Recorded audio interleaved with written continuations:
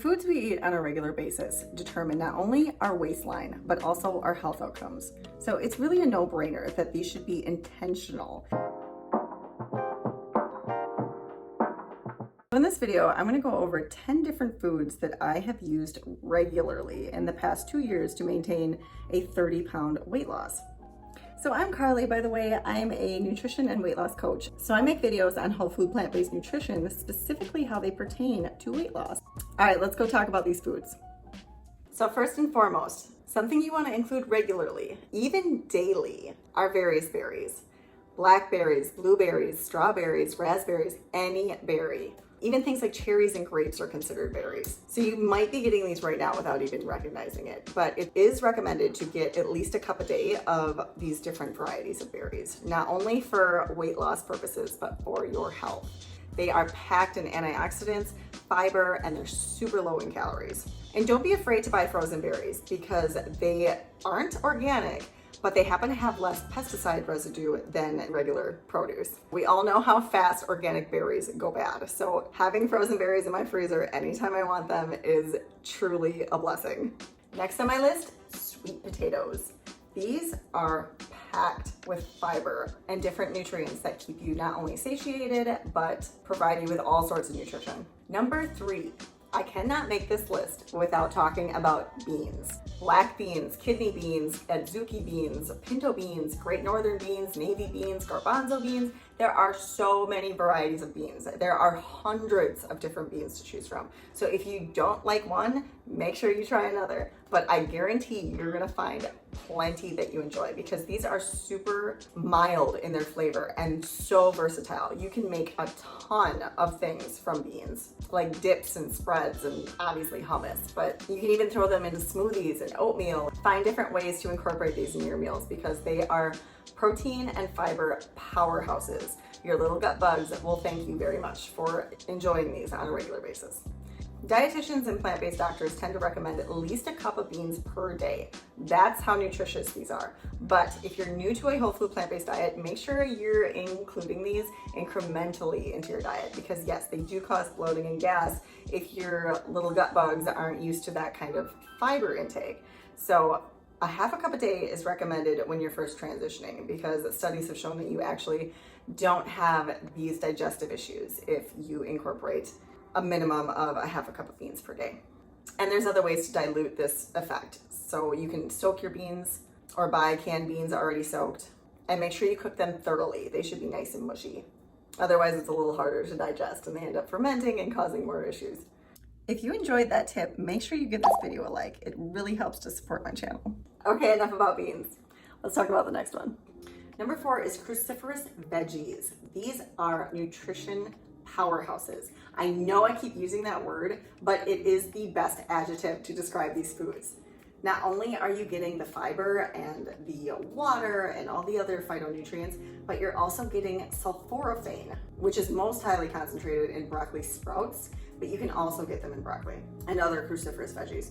So what the heck is a cruciferous vegetable? Things like broccoli, like I already mentioned, cauliflower, kale, Brussels sprouts, collards. Just go to your local grocery store and you'll find plenty of cruciferous veggies that you can love. And if you don't like one, I'm sure you'll come across another that tastes good to you. Number 5 is on my list because it blocks fat storage hormones. This one is mushrooms, any kind of mushroom, and it doesn't have to be a huge quantity. You can have this in very small amounts and still get the dietary benefits. So the nutritional components and the weight loss benefits. We actually have mushroom receptors in our body. So we're literally made to eat mushrooms. They work synergistically in our body. So get your mushrooms in every day, or at least as many days as you can. Oh, and make sure these are lightly cooked. You only have to cook them a few minutes, but you should never eat mushrooms completely raw because they are a little carcinogenic when not cooked before eaten. So just something to keep in mind. By the way, if you are interested in working with me one-on-one, there's a link below that you can click and set up a free consultation with me. All right, let's get back to the video. The next one on my list is greens. You're gonna wanna eat these every day. 6 to 9 cups is actually recommended. People are lucky if they get a fraction of that. Most people who follow a standard American diet, which is the majority of the population, get a fraction of that. Maybe like a piece of iceberg lettuce on their burger. That's not what I'm referring to. I'm referring to a big salad, as many days of the week as you can fit it in. This is gonna do you so much good, not only for your waistline, but for your brain, your eyesight, your blood circulation. You cannot go wrong with greens. Get them in there. You'd also be surprised how many dishes you can slide these into and not even notice that they're there. Baked goods, stir fries, all kinds of different options. And if you're interested in seeing how I batch prep salads, make sure you check out this video here. That's a sure way to get your greens in every day. The next one is squash. This is a kabocha squash, and it is my absolute favorite. It kind of looks like one of those butternut squashes, but it's a little different. It's probably like the ugliest of the squashes, but it's super delicious. It's like creamy and it just melts in your mouth. I can't even describe how delicious this thing is. I throw it in my soups and my stir fries and anything and everything, my salads. There's also things like pumpkin, winter squash, zucchini, butternut, acorn, spaghetti squash. There are tons of squash varieties. These are super low in calories, high in beta carotene, high in fiber, high in water. I'm sure you see a pattern here. All these foods are gonna have a ton of fiber and a ton of water. Those are the two biggest components you want in your foods when it comes to conducing weight loss. All right, number 8. Ugh. Oat groats. So we make oatmeal out of these every week, and they are so conducive to weight loss. They have done so many studies showing that if you eat oatmeal for breakfast every day with whole oat groats, even slightly processed oats, things like steel cut or old-fashioned rolled oats, if you eat oatmeal every day, you actually lose weight, even more so than people who skip breakfast. So figure that one out. These have tons of nutrients, fiber, and phytochemicals. I've literally eaten this probably every day for the past 3 years. You cannot get sick of it because it's so versatile. You can make savory oats or sweet oats. You can put anything and everything on top of these, and it will probably taste delicious. And you can play around with different seasonings and spices. There's really no end to the possibilities when it comes to oatmeal. And if you're interested in learning how to cook these oat groats from scratch in a slow cooker, I have a video on that. I'll link here. It's a lot easier than it sounds. You literally just throw it in a slow cooker with a bunch of water and press the on button. Voila, you've got your oatmeal for the whole week. So number 9 is another legume. This one is lentils. There are tons of varieties of lentils you might not even know about. The red ones, the green ones, the blue. Where did that come from? There's red lentils, brown, green lentils, yellow lentils. They all have a slightly different texture and taste to them, but they all are super mild. So you can throw them into any dish and you probably won't even notice.